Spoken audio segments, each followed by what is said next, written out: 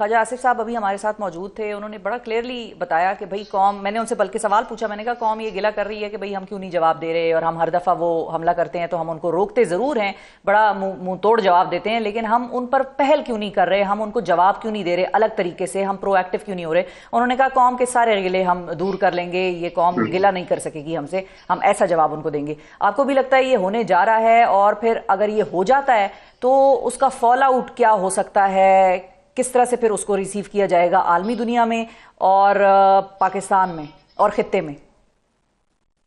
बहुत शुक्रिया शिफा। बहुत क्लियर है। मैं तो आपने पूछा कि आपको क्या लगता है, मुझे बहुत क्लियर है कि पाकिस्तान ने अभी चंद साल पहले 2019 में जिस तरह का जवाब दिया था, उसकी गूंज आज भी भारत और मोदी हुकूमत वो सुन रही है। सब कुछ क्लियर है, उनको बहुत अच्छी तरह मालूम है। आज भी DGISPR ने जो बात की है, उन्होंने कहा कि जब हम करेंगे तो फिर वो दिखाई भी देगा और देगा, यानी कि वो गूंज उसकी वो भी आएगी और नजर भी आएगा। और बड़ा क्लियर है। लेकिन दूसरी बात यह है कि यकीनी तौर पर कौम का जो गिला है या कौम बात कर रही है, कौम अपने जज्बे की बात कर रही है। लेकिन जंग लड़ना जिनका काम है, ब्रिगेडियर साहब खुद जो है वो सिपाही रहे हैं, और बिल्कुल। अभी बल्कि रिटायर्ड भी, हम तो कहते हैं सिपाही होते हैं, तो ज्यादा बेहतर जानते हैं कि जब जंग लड़ना होती है, जिसने उसको मालूम होता है कि कब, कहां और कैसे उसने अटैक करना है, उसकी पूरी तैयारी मुझे बड़ा यकीन है कि पाकिस्तान की अफवाज वो करके बैठी हुई है। जहां तक जो अभी जिस किस्म का भारतीय मीडिया पे प्रोपेगेंडा या जिस किस्म की वो बातें कर रहे हैं कि जी पाकिस्तान ने हमला कर दिया, मैं आपको एक चीज बड़ी क्लियर करूं। पाकिस्तान ने जब 2019 की अभी मामला किया था, तब भी और आज भी LOC पर पाकिस्तान इसलिए एहतियात के साथ चीजें चल रहा होता है कि वहां भी बॉर्डर क्रॉस करते हुए हमारे कश्मीरी भाई वहां बैठे हुए हैं। अमृतसर हो या गुरदासपुर हो या इन जगहों पर हम हमला इसलिए नहीं करते हैं कि सिविलियन आबादी पर, हम तो सिविलियन आबादी को अटैक ही नहीं करना चाह रहे। अब देखें, 2 अटेम्प्ट किए हैं इंडिया ने, और हम्म। दोनों सिविलियन आबादियों पर, मसाजिद पर, मासूम बच्चों के कत्ल पर। हम जो है वो ऐसा कुछ नहीं करेंगे। हम करेंगे तो जैसे क्लियरली बताया गया DGISPR की जानिब से भी कि हम क्या करेंगे। अब हमारा माजी भी है कि फौजी तनसीबात पर अटैक होगा, जंग फौज के दरमियान हो रही है, उन्हीं से होगा।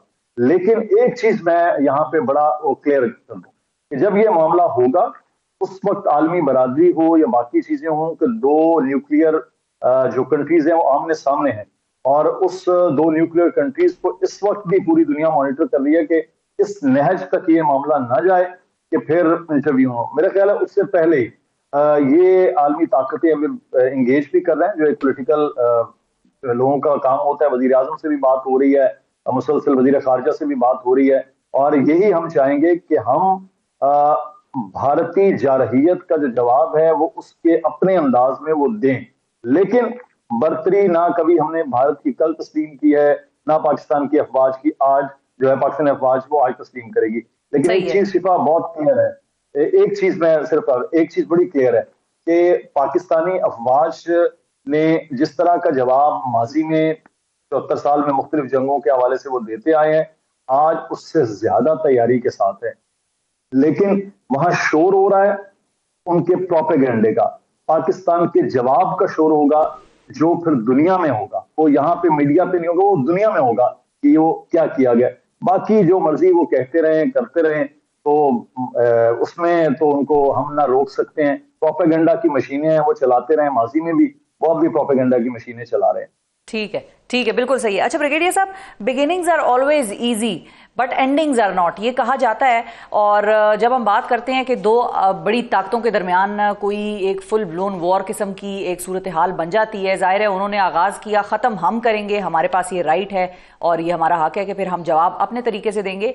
आपको क्या लगता है इसका मैग्नीट्यूड, इसका लेवल किस हद तक इंक्रीज हो जाएगा? और मतलब आप क्या देखते हैं, could it spill into a full blown war, मतलब अनकंट्रोलेबल हो जाएगी चीज, क्या होगा? शफा देखें, याद रखें कि कोशिश ये करनी चाहिए कि 2 न्यूक्लियर पावर्स आमने सामने हों तो उनको लड़ाई नहीं करनी चाहिए, इवन कन्वेंशनल वॉर भी नहीं होनी चाहिए, ठीक है। लेकिन हमारा दुश्मन ऐसा है, समझ इतना नहीं आ रही उसको। स्टूपिड, उसको समझ नहीं आती है कि हर दफा झूठा फॉल्स फ्लैग ऑपरेशन करता है। हर दफा हम क्यों और हर दफा रिस्ट्रेन करें, नहीं चले हम भी मेच्योर बन के, रिस्पॉन्सिबल बन के न्यूक्लियर स्टेट की तरह बिहेव करें। अपने पुलवामा में देख लिए, जिसने अपने 45 सोल्जर्स को खुद मरवा दिया जनरल इलेक्शन जीतने के लिए।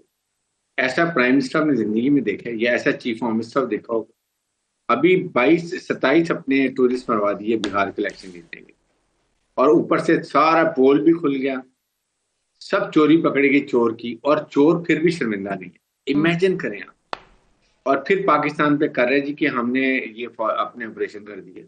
दुनिया कह रही है प्रूफ, तो हम कह रहे हैं बिल्कुल सही लॉ है। प्रूफ अभी हम बन। तो मुझे बताएं, अब तुमने किया 5 जहाज, फ्रांस की इंटेलिजेंसी ने कंफर्म कर दिया कि 3 फ्रांस के जहाज हमारे मेरे, और इंडिया ने उनको कंफर्म कर दिया, उनसे झूठी बोल ठीक है। सकते जो अच्छा ब्रिगेडियर साहब, पैराशूट।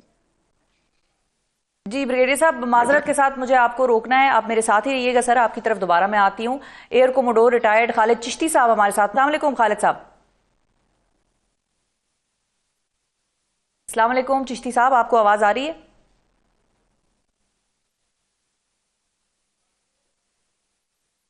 अस्सलाम वालेकुम चिश्ती साहब, आपको आवाज आ रही है?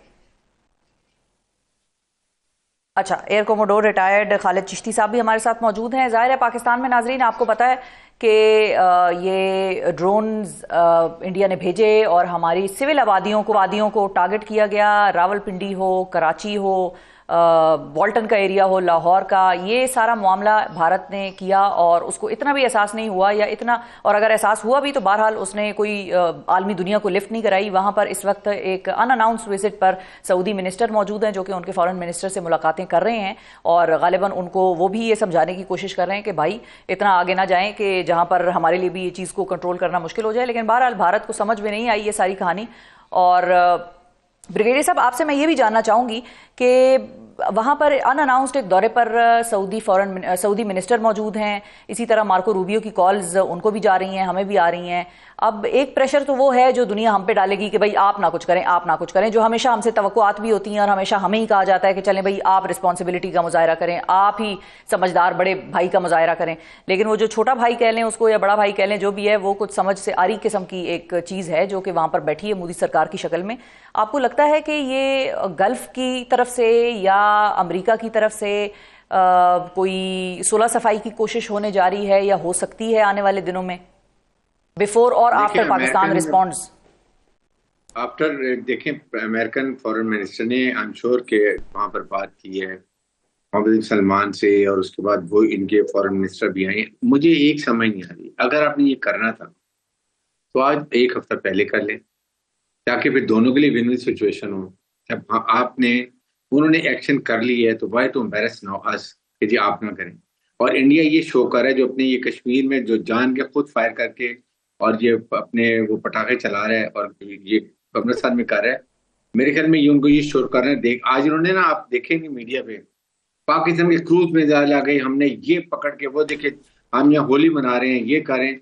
दे are telling Saudis and everyone की पाकिस्तान अटैक कर लिया और हमने अब उन्होंने बराबर कर लिया, अब करें। We have done anything, we have to do it.